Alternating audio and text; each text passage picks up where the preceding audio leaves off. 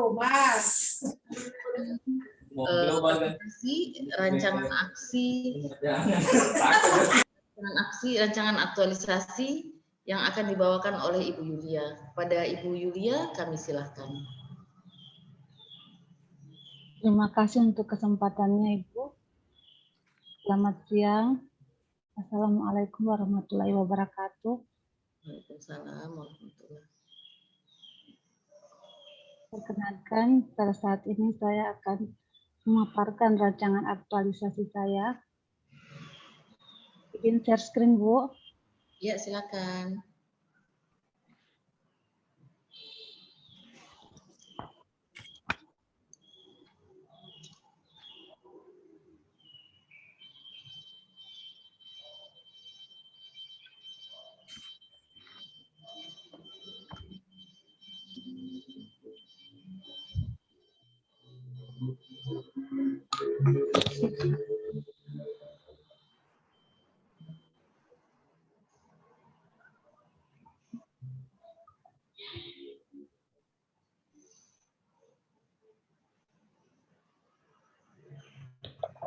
Apa sudah terlihat, Bu? OTW ini, OTW. Oke.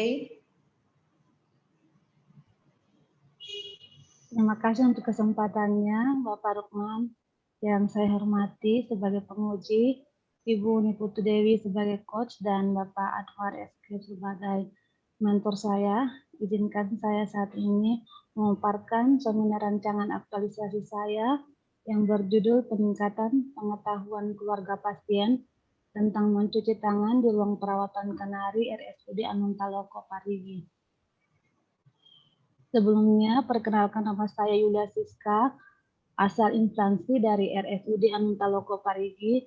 Saya bekerja di ruang Kenari, ruang perawatan anak. Mohon di preview dulu, Bu. Di preview barangkali. Ini, Bu, di klik preview bawahnya.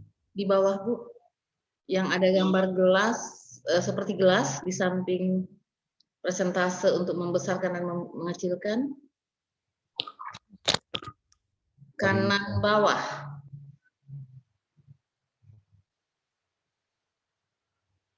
Ya, di sekitar situ, ya.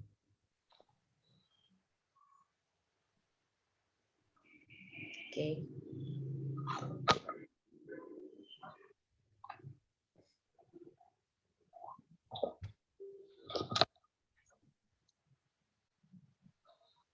Adapun latar belakang dari rancangan aktualisasi saya, selama ini kepatuhan mencuci tangan hanya dilakukan oleh petugas kesehatan, sedangkan transmisi infeksi bisa datang dari mana saja, termasuk keluarga pasien.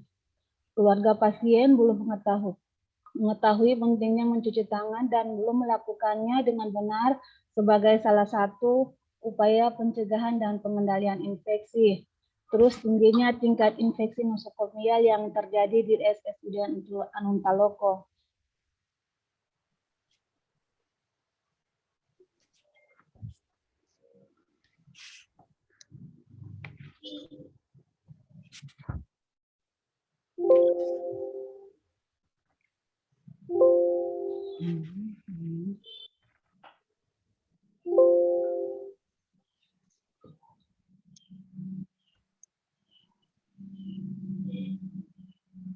Tujuan dari rancangan aktualisasi saya,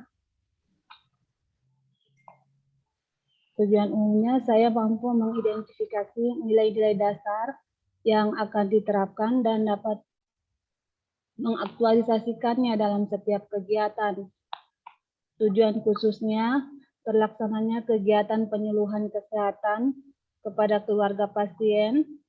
Keluarga pasien dapat menerapkan mencuci tangan menjadi suatu kebiasaan dalam setiap kegiatan dan memberi kontribusi terhadap upaya pencegahan dan pengendalian infeksi. Ada 3 isu yang telah diidentifikasi, yaitu 1, lambatnya pelayanan di poli rawat jalan, yang kedua, kurangnya pengetahuan keluarga pasien tentang mencuci tangan, Dan yang ketiga, kurang tertibnya waktu berkunjung pasien. Dari ketiga isu tersebut, dilakukan analisis isu dengan menggunakan metode APKL, sehingga ketiga-tiga isu tersebut memenuhi syarat. Selanjutnya, karena ketiga isu memenuhi syarat, maka dilakukan analisis USG dengan ditemukan prioritas masalah yang utama, yaitu kurang pengetahuan keluarga pasien tentang mencuci tangan.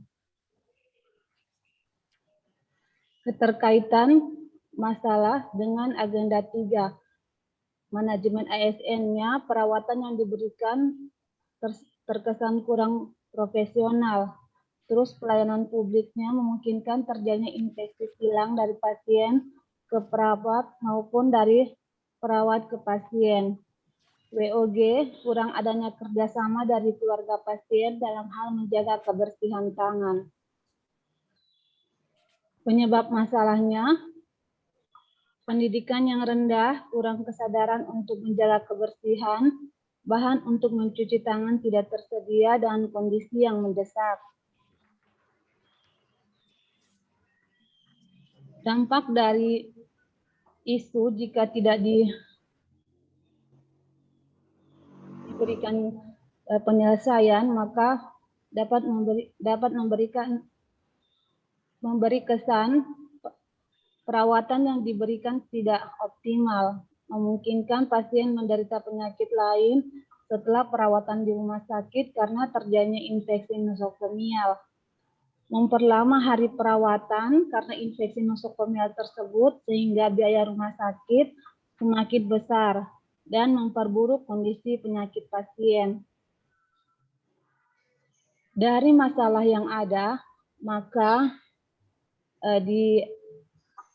diambillah suatu gagasan pemecahan isu, yaitu peningkatan pengetahuan keluarga pasien tentang mencuci tangan di ruang Kenari RSUD Anuntaloko dengan 4 rancangan kegiatan, yaitu kegiatan pertama mempersiapkan kegiatan aktualisasi, kegiatan yang kedua membuat leaflet dan kuesioner, kegiatan yang ketiga melakukan sosialisasi tentang mencuci tangan, dan kegiatan yang keempat melakukan evaluasi. Kegiatan pertama, persiapan kegiatan aktualisasi, ada 4 tahapan. Tahapan pertama melakukan koordinasi dengan mentor, ada nilai-nilai yang terkandung di dalam, yaitu akuntabilitas, nasionalisme, etika publik, komitmen mutu, dan anti korupsi. Tahapan yang kedua, menyampaikan rencana kegiatan. Nilai yang terkandung di dalamnya adalah akuntabilitas, etika publik, dan anti korupsi. Yang ketiga, saya melakukan koordinasi dengan kepala ruangan. Nilai yang terkandung di dalamnya akuntabilitas, nasionalisme, etika publik, komitmen mutu, dan anti korupsi. Pada tahapan keempat, menentukan tempat dan waktu sosialisasi. Ada nilai-nilai akuntabilitas, nasionalisme, dan anti korupsi. Kaitan kegiatan persiapan aktualisasi dengan agenda 3, yaitu WOG dan manajemen ASN. Kegiatan yang kedua membuat leaflet dan kuesioner, kaitannya dengan agenda 3, yaitu manajemen ASN dan WOG. Tahapan pertama, saya merancang kuesioner, nilai-nilai yang terkandung di dalam, yaitu akuntabilitas, komitmen mutu, dan anti korupsi. Yang kedua, mencari referensi dan mengolahnya menjadi materi leaflet. Nilai yang terkandung akuntabilitas, komitmen mutu, dan anti korupsi. Yang ketiga, tahapan yang ketiga membuat desain leaflet. Nilai yang terkandung akuntabilitas, nasionalisme, etika publik. Tahapan yang keempat, mencetak dan memperbanyak leaflet. Saya akan mengaktualisasikannya dengan nilai akuntabilitas, nasionalisme, dan anti korupsi. Kegiatan yang ketiga, melakukan sosialisasi mencuci tangan, kaitannya dengan agenda 3, yaitu WOG. Tahapan 1, saya menyiapkan alat dan bahan untuk mencuci tangan. Nilai-nilai ASN-nya, nasionalisme, etika publik, dan anti korupsi. Tahapan 2, melakukan pretest menggunakan kuesioner. Terkandung nilai akuntabilitas, nasionalisme, komitmen mutu, dan etika publik. Tahapan yang ketiga, membagikan leaflet dan melakukan sosialisasi. Di sini nilai yang akan diaktualisasikan yaitu akuntabilitas, nasionalisme, etika publik, anti korupsi. Tahapan yang keempat, melakukan simulasi cara mencuci tangan. Terkandung nilai-nilai agenda 2 yaitu etika publik, nasionalisme, komitmen mutu.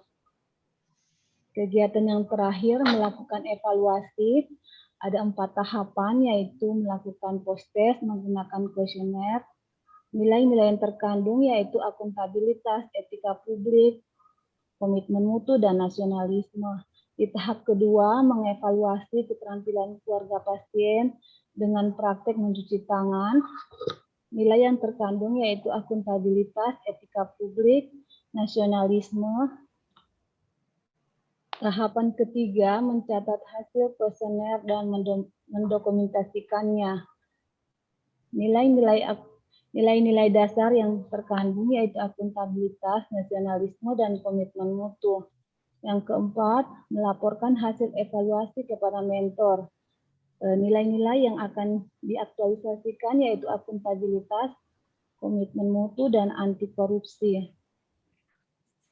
Jadwal kegiatan aktualisasi, persiapan kegiatan. Minggu pertama, melakukan persiapan kegiatan.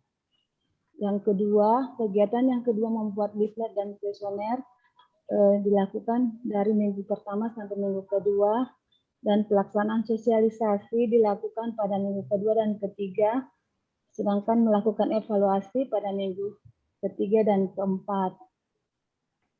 Demikian pemaparan dari saya, terima kasih. Terima kasih Ibu Yulia.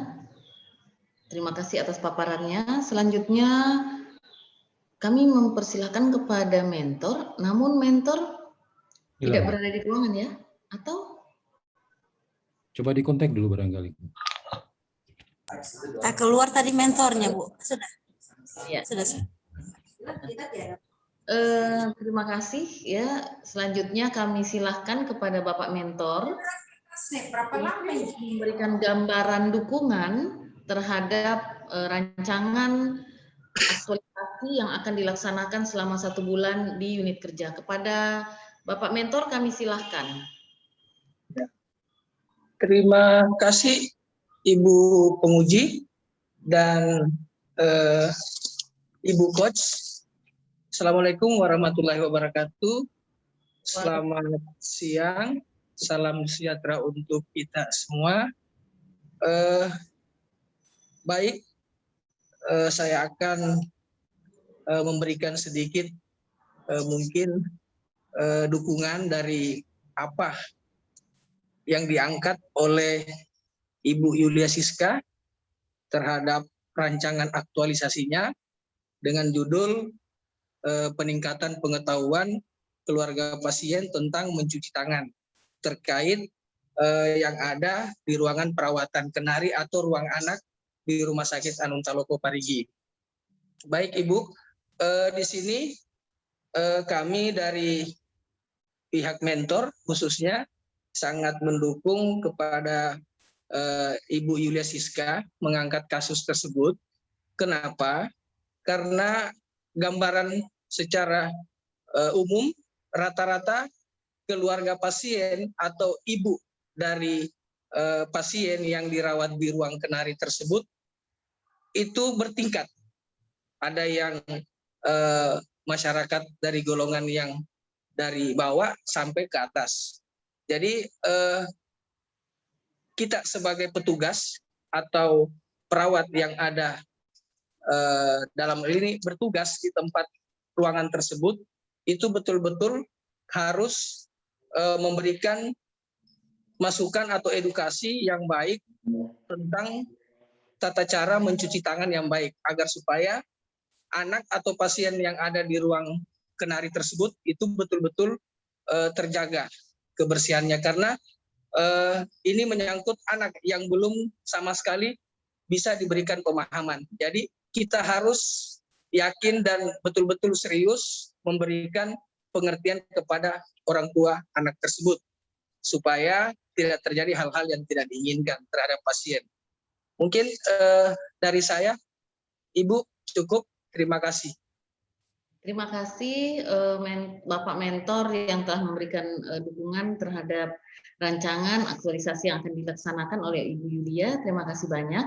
Tapi selanjutnya kami silahkan kepada Bapak Penguji untuk memberikan gambaran tanggapan atas keberhasilan atau kesempurnaan rancangan aktualisasi dari Ibu Yulia. Kepada Bapak kami silahkan. Baik, terima kasih. Ibu Niputu Dewi, dalam hal ini coach pada siang ini. Assalamualaikum warahmatullahi wabarakatuh. Waalaikumsalam. Waalaikumsalam. Yang terhormat Pak Mentor dari Ibu Yulia Siska. Kemudian Ibu Yulia Siska yang saya banggakan, saya sangat berapresiasi dengan apa yang Ibu sajikan dalam penulisan ini, dengan mengangkat judul peningkatan pengetahuan keluarga pasien tentang mencuci tangan di ruang perawatan Kenari, Rumah Sakit Umum Daerah Anuta Loko Parigi. Ibu Yulia, Ya, Pak. dalam memilih judul ini, mencuci tangan itu merupakan bagian dari prosedur prokes ya. Ya, Pak. Kenapa, alasan apa sehingga Ibu mengangkat mencuci tangan saja dari bagian prokes tadi? Kenapa tidak 5M atau apa? Coba jelaskan, silakan.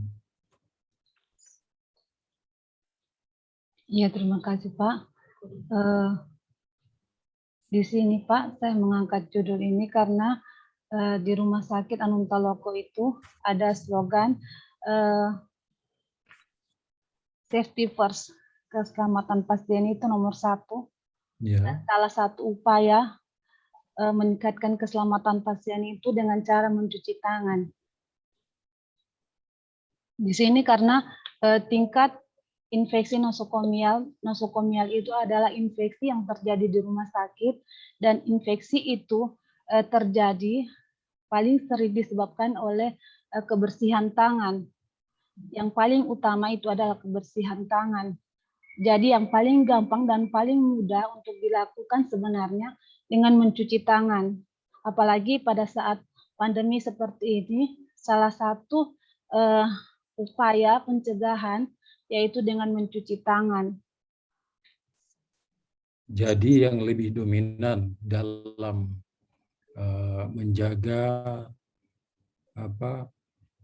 sterilisasi untuk tidak gampang tertular oleh penyakit pada ruang perawatan, menurut Ibu adalah dengan mencuci tangan. Iya, Pak, karena itu kegiatan yang paling mendasar dan paling mudah untuk dilakukan. Kenapa tidak sekalian dengan misalnya menjaga jarak? Karena sekarang, Pak, di ruang Kenari itu memang pasiennya cuma sedikit, jadi memang pasien untuk satu ruangan itu memang hanya 1 atau 2 orang. Tapi kebersihan tangan itu memang belum sama sekali diterapkan. hanya petugas kesehatan yang selalu dituntut untuk menerapkan kebersihan tangan, sedangkan keluarga pasien itu tidak. Jadi selama ini infeksi itu hanya diupayakan pencegahannya oleh petugas kesehatan, sedangkan sebenarnya infeksi itu terjadi dari mana saja kalau di rumah sakit. Baik. Ceritakan secara singkat saja bagaimana Ibu melihat permasalahan tadi ya, dari masalah menjadi isu, terus kemudian setelah dianalisis maupun menggunakan analisis WOG-nya dan seterusnya, bagaimana proses yang Ibu lakukan? Ceritakan secara singkat. Di sini ada 3 isu yang saya angkat, Pak. Setelah dilakukan analisis APKL, semuanya memenuhi syarat, dan karena memenuhi syarat, makanya saya melakukan analisis menggunakan USG sehingga didapatkan isu utama yaitu mencuci tangan. Mencuci tangan ini sebenarnya hal yang paling mudah dilakukan, tapi biasanya susah untuk diterapkan. Di ruangan saya, Pak, banyak itu keluarga pasien yang mengeluh setelah dirawat 2 atau 3 hari, anak saya sebenarnya masuk tidak dengan diare, tapi kenapa sekarang sudah diare? Mungkin saja itu terjadi karena infeksi silang yang terjadi di rumah sakit. Sehingga saya sangat tertarik dengan mengangkat isu tersebut. Sehingga saya melakukan merancang 4 kegiatan, yaitu salah satu kegiatan utama yang akan saya lakukan yaitu melakukan sosialisasi, memberikan pengetahuan kepada pasien, mempraktekannya, kemudian menyuruh keluarga pasien mempraktekkan kembali sehingga mereka benar-benar mengetahui, paham, dan itu menjadi kebiasaan. Tidak hanya di rumah sakit, tetapi bisa bermanfaat untuk ketika mereka pulang nanti. Oke, baik. Kita lihat di penulisan Ibu, kan di situ ada tujuan dan manfaat. Ya. Iya, Pak. Halaman 21. Karena ini kan bukan tesis, bukan apa. Jadi saya kira cukup kalau tujuan itu tidak perlu ada tujuan umum, tujuan khusus. Ya. Jadi tujuan itu tujuan untuk sekolah, untuk rumah sakit apa, untuk PNS yang bersangkutan apa, CPNS-nya apa, ya, jelaskan begitu saja. Kemudian dari segi manfaat, manfaatnya juga bagi penulis ini apa, bagi rumah sakit apa, dan PNS apa. Jadi di situ saja manfaatnya, tidak perlu terlalu apa, tujuan khusus, tujuan umum. Iya, Pak. Oke, baik. Dalam tahap kegiatan, yang pertama dilakukan apa itu? Melakukan koordinasi dengan mentor, Pak. Apa yang Ibu koordinasikan? Rancangan kegiatan dari judul, tahapan kegiatan, judulnya apakah mentornya menyetujui, terus tahapan kegiatan apakah sudah sesuai, nanti dikoreksi kembali, Pak. Baik, jadi pertama sebelum berkoordinasi tentu Ibu harus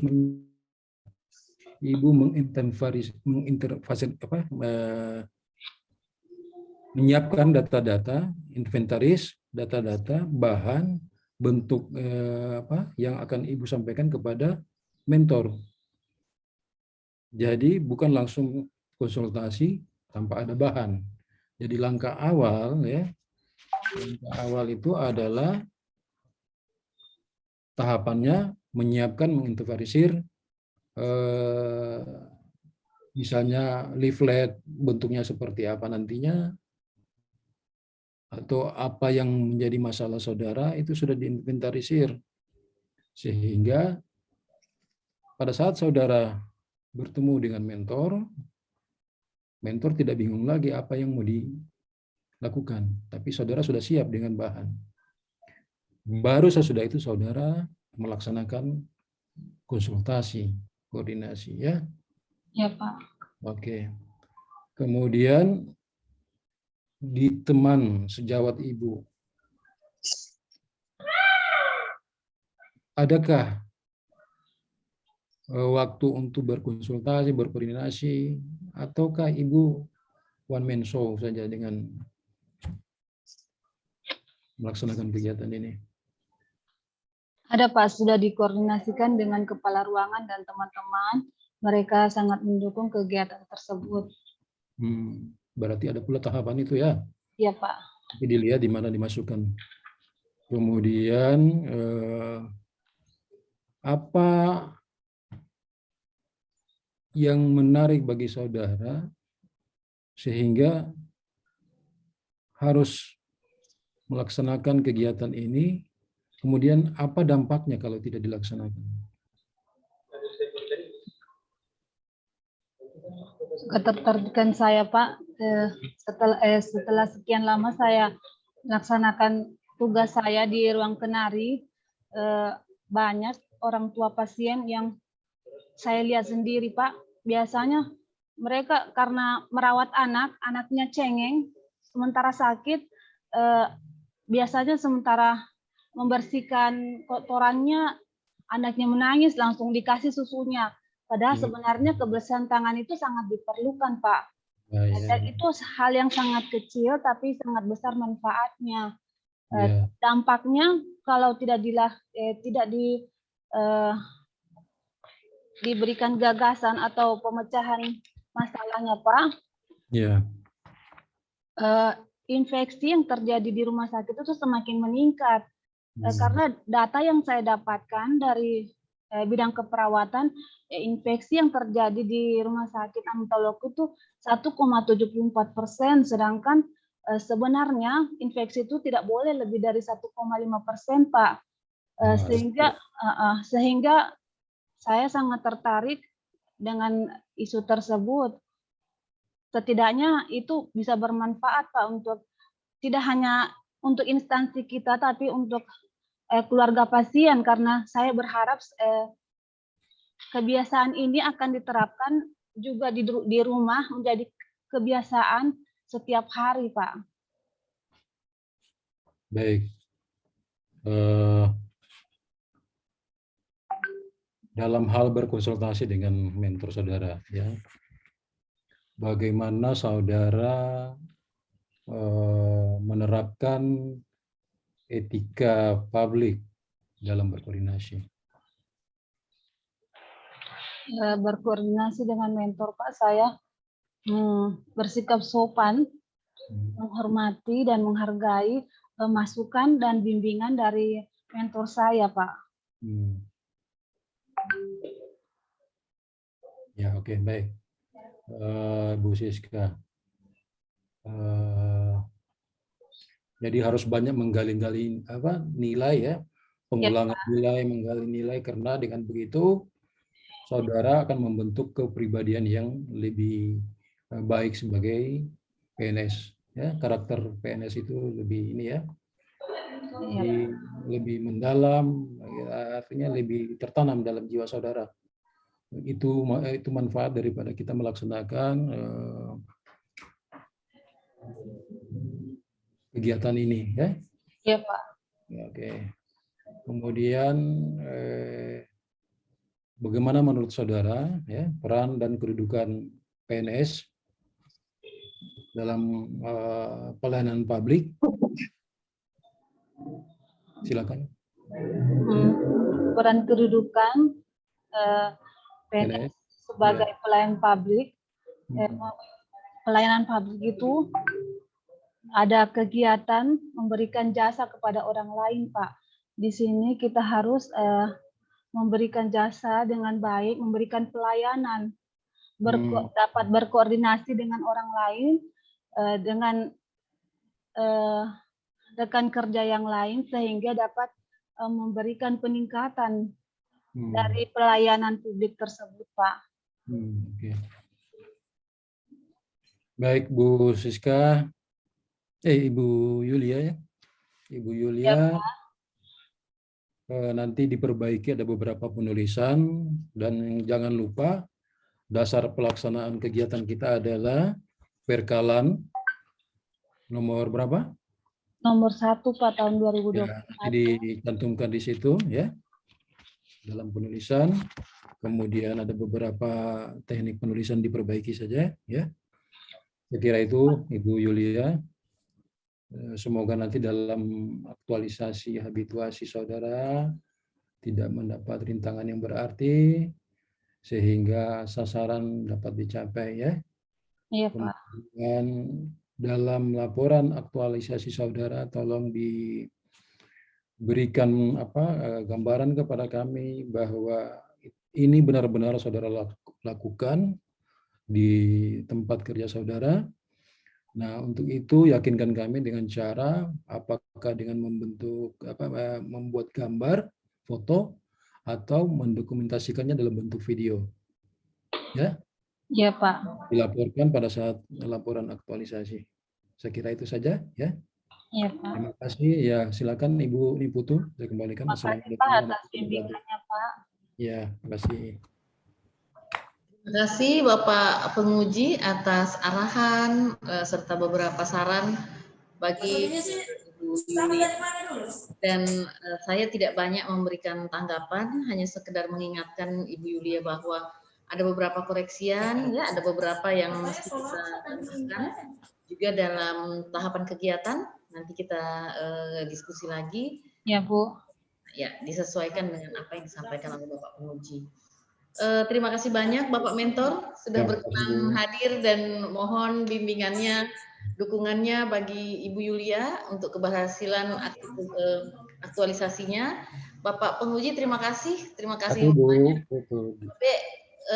Ibu Evaluator saya kembalikan. Sukses Bu Yulia ya. Terima kasih Bu. Ya, silakan. baik. Terima kasih kepada Bapak Penguji, Pak Mentor, Pak Anwar Eskep. Terima kasih sudah mendampingi peserta Ibu Yulia Siska. Untuk itu saya persilakan Ibu Yulia bersama Bapak Mentor Lead. Saya stop screen Bu ya. Stop record. Bisa lihat saja Bu ya. Ya. Terima kasih Pak Mentor. Ibu Yulia